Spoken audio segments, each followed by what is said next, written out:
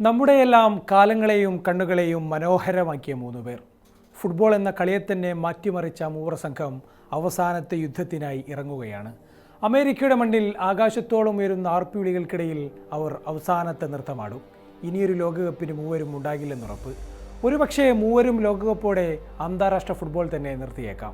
ഏതേതോ ഭൂഖണ്ഡത്തിലുള്ള ഏതേതോ തെരുവുകളിൽ ജനിച്ചു വളർന്ന മനുഷ്യരായിരുന്നു ഇവർ. എന്നിട്ടും നമ്മൾ മലയാളികൾക്ക് ഇവർ നമ്മുടേത് മാത്രമായിരുന്നു.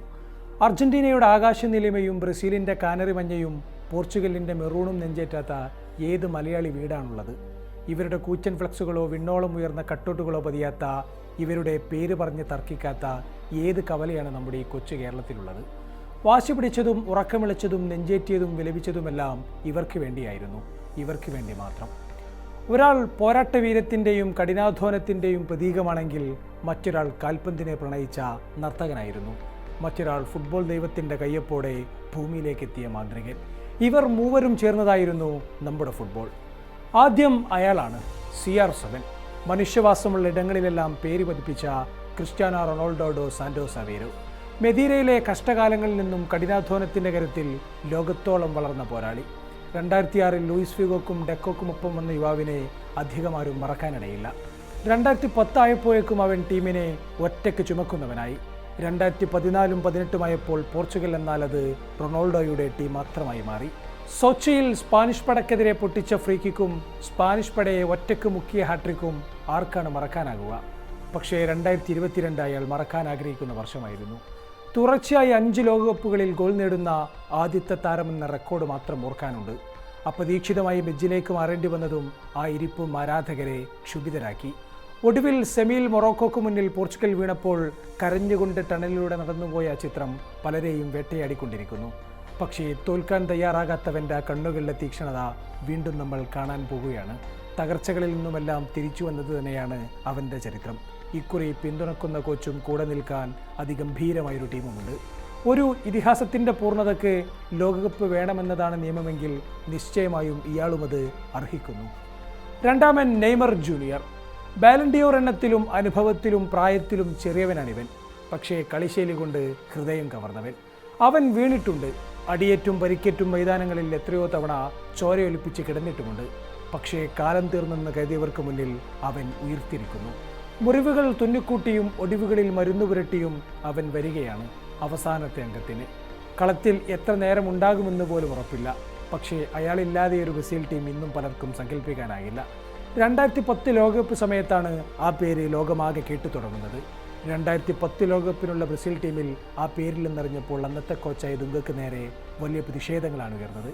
പക്ഷേ ആ കൊടുങ്കാറ്റിൻ്റെ വരവിനെ തടുത്തു നിർത്താൻ അധികമാർക്കുമായില്ല. 2014 ലോകകപ്പായപ്പോഴേക്കും ബ്രസീൽ നെയ്മറിൻ്റെ ടീമായി. 2014 സ്വന്തം നാട്ടിൽ നടന്ന ലോകകപ്പ് അയാളുടേതാകുമെന്നാണ് പ്രതീക്ഷിക്കപ്പെട്ടിരുന്നത്. പക്ഷേ ക്വാർട്ടറിൽ സുനീഗയുടെ പിന്നിൽ നിന്നുള്ള കുത്തിൽ അയാൾ വീണുപോയി. നെയ്മറില്ലാത്ത ബ്രസീലോ സെമിയിൽ ജർമ്മനിയോട് നാണം കെടുകയും ചെയ്തു. 2018 നന്നായി തുടങ്ങിയെങ്കിലും ക്വാർട്ടറിൽ ബെൽജിയത്തിന് മുന്നിൽ വീണു. കഴിഞ്ഞ വർഷം ഖത്തറിലും പരിക്ക് നെയ്മറിൻ്റെ കൂടെ തന്നെ ഉണ്ടായിരുന്നു. പക്ഷേ വേദന സംഹാരികളാൽ പരിക്കിനോട് പൊരുതി കണങ്കാലിലെ നീരും വേദനയും മറന്നുകൊണ്ട് ക്വാർട്ടർ ഫൈനലിൽ അവൻ തിരികെ വന്നു. ക്രൊയേഷ്യക്കെതിരെ അധിക സമയത്ത് ഡിഫൻഡർമാരെയെല്ലാം കബളിപ്പിച്ച് ഗോൾ കീപ്പറെയും വെട്ടിച്ച് നേടിയ സോളോ ഗോൾ എന്നെന്നും ഓർമ്മിക്കപ്പെടേണ്ടതായിരുന്നു. ബ്രസീലിയൻ കുപ്പായത്തിലെ ഗോൾ നേട്ടത്തിൽ സാക്ഷാൽ പെലെക്കൊപ്പം എത്തിച്ച ഗോൾ. പക്ഷേ വിധി ക്രൂരമായിരുന്നു. പെനൽറ്റി ഷൂട്ടൗട്ടിൽ ബ്രസീൽ പുറത്തായപ്പോൾ മൈതാന മധ്യത്തിൽ തകർന്നുപോയി കുട്ടികളെപ്പോലെ പൊട്ടിക്കരഞ്ഞ നെയ്മറുടെ ചിത്രം ആർക്കാണ് മറക്കാനാകുക? ഒരു ഉയർപ്പ് നെയ്മറും ബ്രസീലും ഒരുപോലെ ആഗ്രഹിക്കുന്നുണ്ട്. ഇനിയുള്ളത് ലയണൽ ആന്ദ്രേസ് മെസ്സി. 2006 ജർമ്മനിയുടെ പുൽമൈതാനത്തേക്ക് ആ 19-കാരൻ പയ്യൻ ഓടിക്കയറുമ്പോൾ അവൻ കാൽപന്തിൻ്റെ ചരിത്രം മാറ്റാൻ വന്നവനാണെന്ന് അധികമാരും കരുതിയിരുന്നില്ല. റിക്കൊൽമിക്കും മെർണൻ ക്രിസ്പോക്കുമൊപ്പം മിന്നയം പോലെ കണ്ട നീളൻ മുടിക്കാരൻ. പക്ഷേ പിന്നീടങ്ങോട്ട് അവനിലേക്കാണ് ക്യാമറകളെല്ലാം സൂം ചെയ്തത്. തുടർന്നു വന്ന ഓരോ ലോകകപ്പുകളും അവന് സമ്മാനിച്ചത് സമാനതകളില്ലാത്ത സമ്മർദ്ദവും വേദനകളുമായിരുന്നു. ഫുട്ബോളിലെ സകല സിംഹാസനങ്ങളും നേടിയിട്ടും രാജ്യാന്തര കിരീടമില്ലാത്തവൻ എന്ന വേട്ടയാടൽ.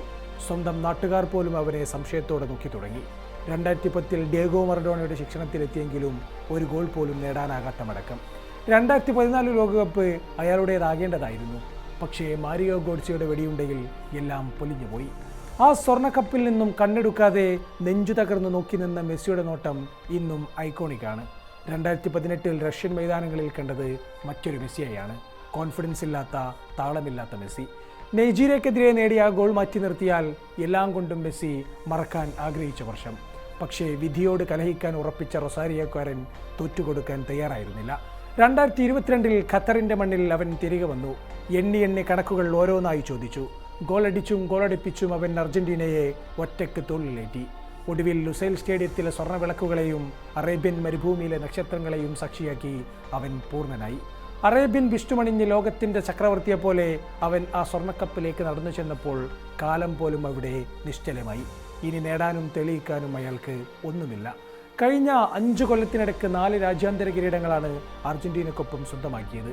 തന്നിലുണ്ടായിരുന്ന ഭാരങ്ങളെല്ലാം ഖത്തറിലെ മരുഭൂമിയിൽ അവൻ ഇറക്കി വെച്ചിട്ടുണ്ട്. അതുകൊണ്ട് തന്നെ അമേരിക്കയുടെ മണ്ണിലേക്ക് അവൻ നടന്നു വരുന്നത് സമ്മർദ്ദങ്ങളുടെ ചങ്ങലക്കെട്ടുകളില്ലാതെയാണ്.